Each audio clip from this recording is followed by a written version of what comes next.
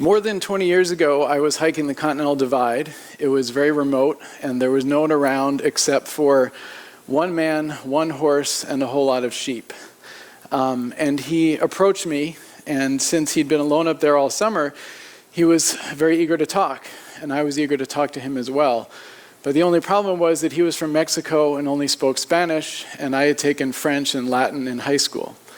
And it occurred to me that there was something rather sad and absurd about the idea that I was in my own country in a place where there were no people, and the one person there, we couldn't communicate. And so I decided then that I wanted to learn Spanish. And so over the course of the next several years, I traveled to several Latin American countries. I took some classes. And in the course of this, I found myself in Bolivia. And I was on a bus trip in a remote area, and the bus broke down. And it was serious enough that they told us to get off, which is never a good sign. And so as all the passengers were standing there on the side of the road, these women in traditional dress came out of the mountains and opened up these big colorful blankets onto the ground, and they began slicing chicken and cutting avocados and slicing bread and making sandwiches. And they sold these sandwiches to the passengers, including me. And of course, they did a brisk business because, there's no better customer than someone stuck in the middle of nowhere on a broken bus. But it struck me then that, capitalism was so much more than I thought it was. I had always thought that capitalism was the men in suits rushing for the train to Wall Street that I used to see when I was a boy in New Jersey. And I thought capitalism was the number that goes along the bottom of the screen for the Dow or the S&P. But I realized then that this was a much truer and deeper form of capitalism. And it struck me that if this could be harnessed somehow, that the energy and creativity of these women selling sandwiches could be applied to something else, then there's no telling what could be accomplished. And so a few years later, I became acquainted with Kiva. In fact, they were not even founded until right around the time that I got acquainted with them. And I was attracted to it for these three basic reasons. The first one is that it's not a gift, it's a loan. And so it encourages both the lender and the borrower to take it seriously, and it can be repeated. And then the second point, which is maybe most important to this presentation and maybe most important overall, is that you had the opportunity to read about and see a picture of your borrower, if you're the lender. And back in 2006, that seemed even more amazing than it does now. But the point is that with most charity, you just don't know exactly where your money's going. But with Kiva, you can literally put a face to every dollar. And then finally, it's a small, very efficient organization, and all of your money goes exactly where you want it to go. So the basic idea is you go on the website and you pick a borrower, and you can sort them based on country and occupation and environmental criteria and gender and all sorts of things. And then you make a loan of $25 or more, and then you wait some months or perhaps a couple of years, and you get the money back. And then you can either keep it, or hopefully you can send it back onto the website again and pick a different borrower. And then if you like, you can just repeat this cycle. So if we take a look at my own lending page from a couple years ago, I want you to notice there's a lot of information there, but I mainly want you to notice the part that's circled in red, which is the number of deposits and the number of loans. So up until this point, I'd only ever spent approximately $250 of real money, and yet I've been able to lend a little over $1,000. So that's essentially a 5-to-1 gain. And if you're a person of modest means, like a teacher, it's nice to think that you can do a little bit more with your money. And so a year and a half ago, I got this amazing opportunity to go on sabbatical and to become a Kiva Fellow, which meant spending 4 months or so in Peru and Ecuador. And there were a lot of wonderful things that happened on this trip, but the important one for this discussion is what I call the Wizard of Oz moment. And what I mean by that is that as wonderful as the write-ups of the borrowers are on the webpage, when you actually get to meet one of them, you realize that there's even more to it than that. And so to illustrate that, this is Victoria Mendoza, and I met her eventually. Well, I read her profile. This is what you would see if you saw her on the website. And so it's great. I mean, you get a picture, you get some really good information, but I actually got to meet her. And when I met her in person, this is the picture that I took of her in her shop, and you can already start to get a sense that there's a lot more going on than the website necessarily, revealed. And then I got to talk to her and so on. And so the italicized portions there are what it said on the website. And that's great, and it gives you an idea of who she is. But hopefully those are things that almost any borrower would say, or that would fit almost any borrower. But when I talked to her, she told me in person the part at the bottom. Everything I've accomplished has been for my son.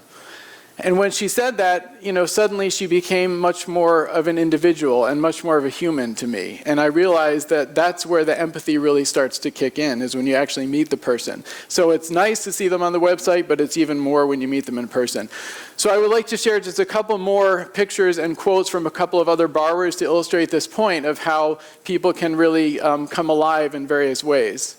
So this is Dionisio, and he is a coffee grower, and he says a plant is like a Christian. And this one really struck me because I've done a lot of gardening myself, but I honestly never thought of it this way. But for him, apparently, plants, it's almost like a religious experience. And I thought, what a great way to look at agriculture.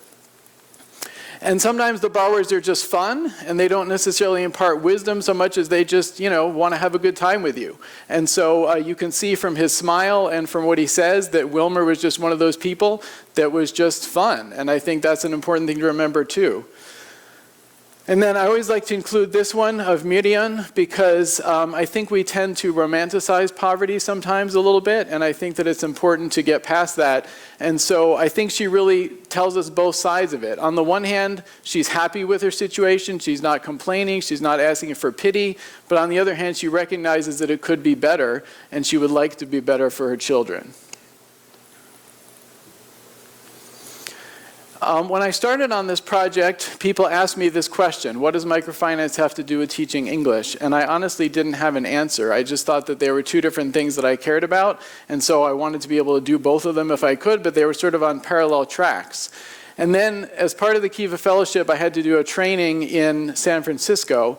And during that training, I had this sort of epiphany, and I realized that there is, in fact, a connection. And the connection is that Kiva is where a good story can change a life. And of course, stories are what English teachers are preoccupied with.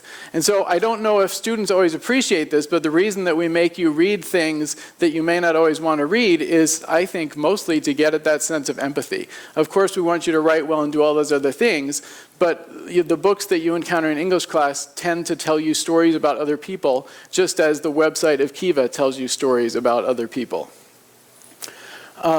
And so stories, of course, are composed of sentences, and what I find remarkable about a lot of the material on Kiva is that there's nothing fancy about it. It's just a very simple statement about a person, and yet I think that can be one of the best ways of bridging some of the gaps that we have, whether it's distance or other things.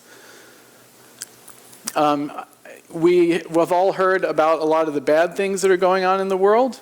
And I think that really sometimes maybe we focus a little too much on this, because in my experience, having traveled to over 50 countries, there's a tremendous amount of hope. And of course there is despair as well, but when you look at statistics like this, I think it can be a little bit misleading. And when you hear stories, on the other hand, and you look at people like this, and you meet them, if you're lucky, you start to realize that there's another side of it. And so people that are separated by all these things, you just sometimes takes only a sentence or two to bridge that gap.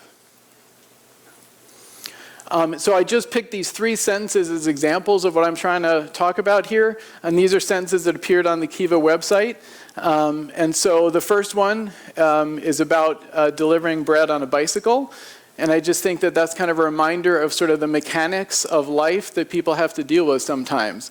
Maybe in some sense that's a nicer way to do it, but it's certainly not an easier way to do it. And so I think when you read a sentence like that from our perspective in the US, it really makes you think about a different life. And then the second example is about a woman who has many difficulties of her own and many children to care for, and yet she's voluntarily taking on extra people, extra children to care for. And then the third one is interesting because it's not really about survival so much, but it's about the idea of building a school and promoting culture.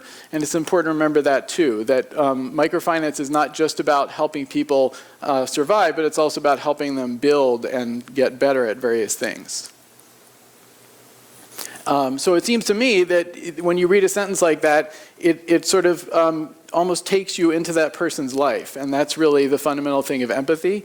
But it doesn't have to be a lot to do that. It can be a very simple sentence or story.